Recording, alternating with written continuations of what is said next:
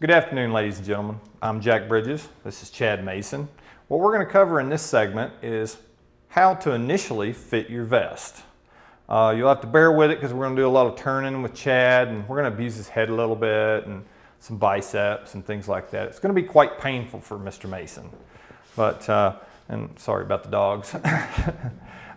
When you get your vest in your nice neat box that Michelle packages up for you, it's going to look as if you have it on. And there are a few things that I'm going to point out later on in the video that when you get it, it doesn't necessarily mean those pieces need to stay there. You need to adjust those because we just put it together in a neat little package and send it to you.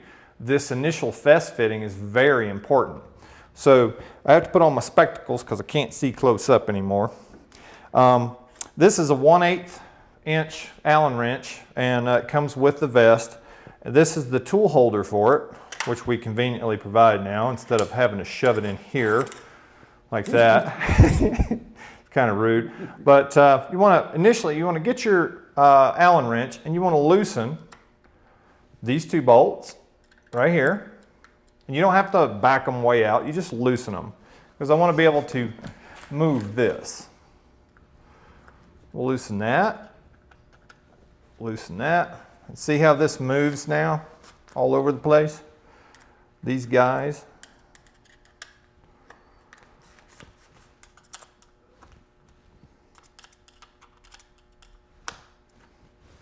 There we go. All right. You don't need to worry about any of this stuff, or any of this stuff right now. Just those 2, 4, 6, 8 bolts. Get them loose. Now what I want to do is I want to step back. And you need somebody to help you with this because he's the operator. And if he's, lift your arm up. If he's messing around with all this stuff, the components of the vest are shifting. So if he tries to do this himself, when he puts his arm down, things move. So the operator just needs to stand there and have your assistant help you out with this. So what I'm going to do is I'm going to step back and I'm looking this piece right here, the gray piece. Pretend it's your hand and I want to punch him in the solar plex. It needs to be sitting right where I would push it, or if I was going to hit him in the solar plex. And it looks good, but it's off kilter a bit. It's over to the right. So I'm simply going to grab that a little bit and I'm going to place it where I want it. Now, you don't want your vest, this piece, way up here. You don't want it way down here. And there are folks out there that try to get a vest and they want to wear the waist pad loose because they don't like being compressed or anything like that. And they want to wear it down here. And if you look at males, we don't have hips per se.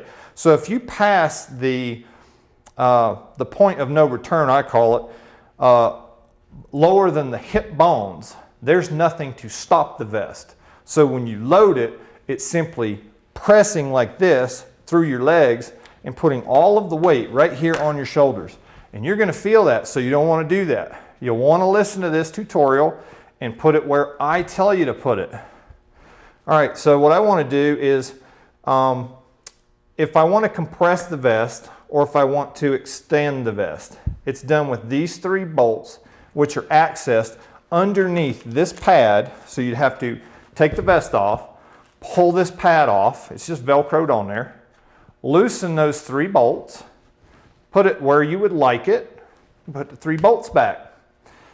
You don't need to put Loctite on there. What I would do is probably put a little bit of white lithium grease on the back side of the screw and then insert it, because if you want to move it later, it'll be easier to do so, and the grease will stop the salt in your perspiration from corroding underneath the head of the screw. And sometimes that happens, the screw locks up, you can't get it out, you have to send it and I'll drill it out and it's a mess. So I would do that.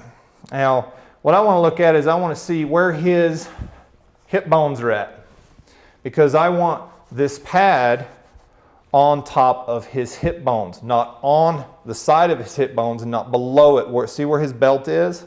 That's not where I want it. So his hip bones, where are your hip bones? Oh, there they are, right there. Are right here.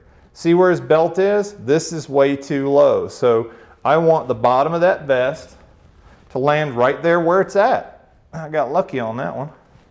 So this is looking pretty good. So I want to center everything. And I'm going to spin Chad around. I'm going to open up his waist latch. And I'm going to tighten his waist pad a little bit. And then I'm going to secure it. And that's not tight enough for me.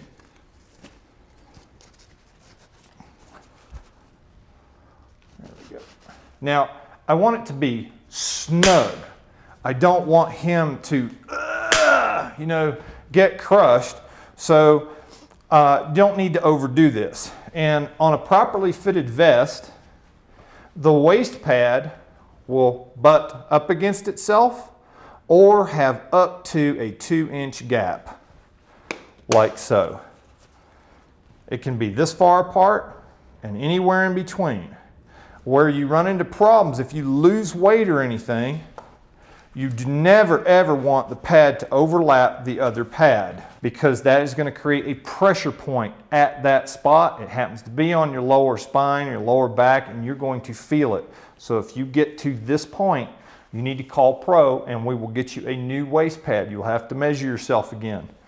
Again, from about a 2-inch gap to closure, no overlap, and you do not want this because you have no support back there. All right, I'm going to buckle him back up.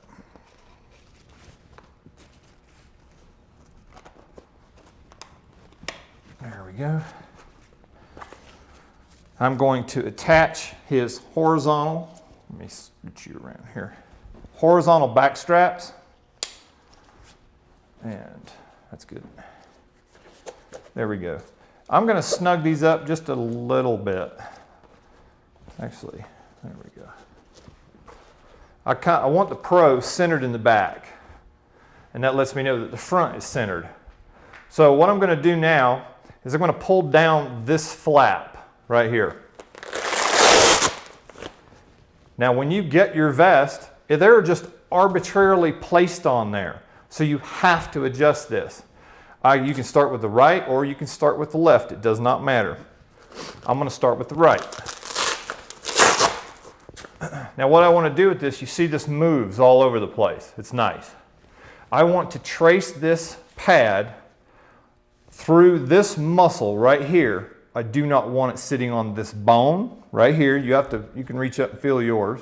And I don't want this edge riding on his skin here, because it will chafe you very quickly, especially on set when you're working. And there's a bone right here. I don't want it riding on that bone because that's going to create a pressure point. There is a muscle right there, and I want it to ride nice and smooth right over that muscle. Just like so. Now see, I can move this, and it's an angle deal as well. You don't just pull it over and call it good, because see that space? And it's pinching right there. You want to roll it onto that muscle. And see, this pad is in the way. So I have to move this pad.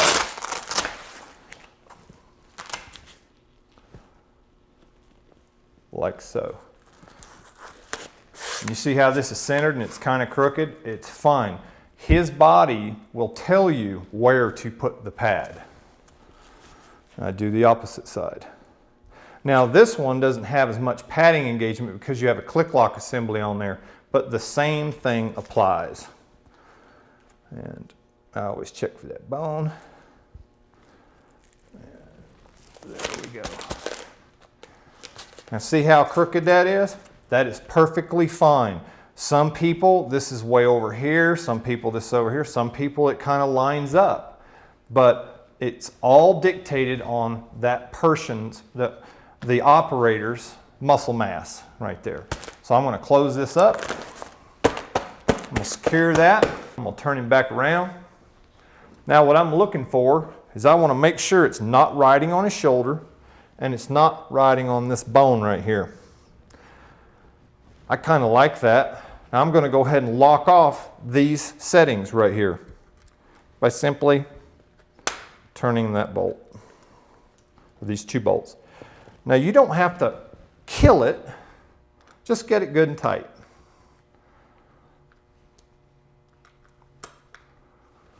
There we go. Now these won't move. As far as these guys go, some operators like them like this, horizontal.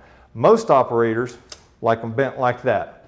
The reason for that is it helps kick this edge out a little bit. But what it does do is if you are trying to pull this out, you open it up or install it, it can rub right here because you are at an angle. And that's perfectly fine. All it's going to do is it might scratch up the anodizing a little bit. It's cosmetic, and it's going to happen no matter what you do. So what I like to do is I simply bottom those out.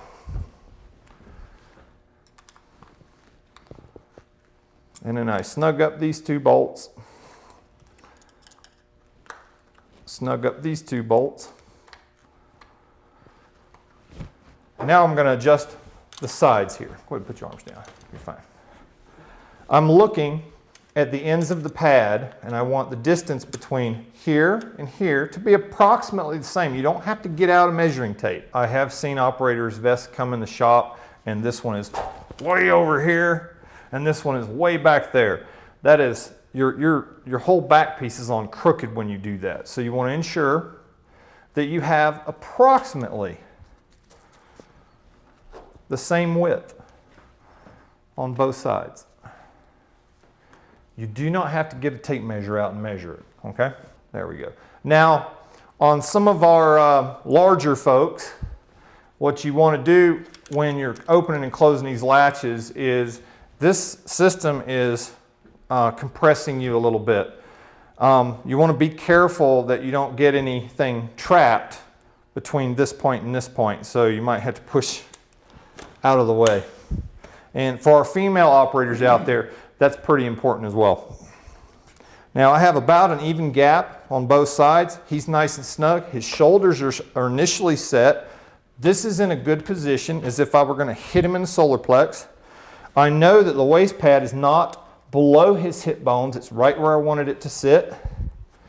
And his waist pad, I think it needs to be a little bit tighter. Now you see Chad, he's already bottomed out on this vest. And it's because this vest is not made to fit Chad. This is just an arbitrary vest we threw together. And we don't have any waist pads in stock or made to fit Chad. But what I want is I want that a little bit tighter. So we measured Chad at 37.5. I'll bet you this pad is probably a 38, maybe a 39. And I want that to be a little bit tighter. So it's not going to happen today. But that is the initial fitting of a Pro vest. And what I want is if I can grab right here, I should be able to move Chad. But I shouldn't be able to move the vest on him. And see, I can drag him around.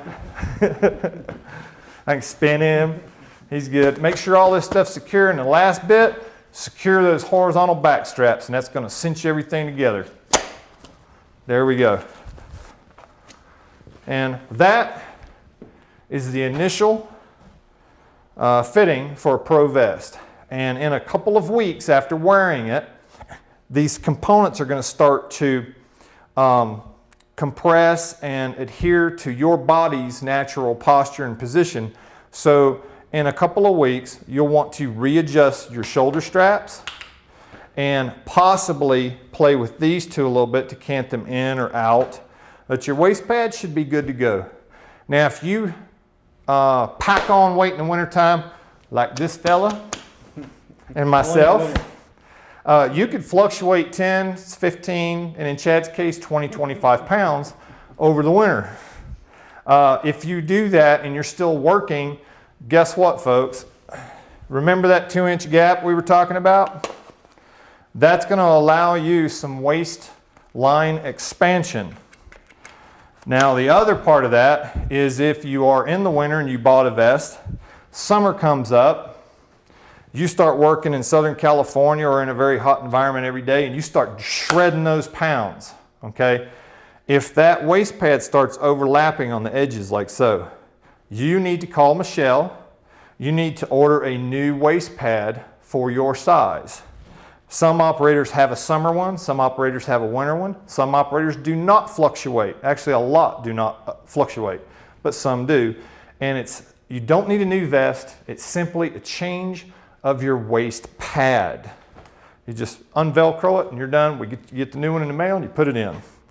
And that about covers the initial vest fitting.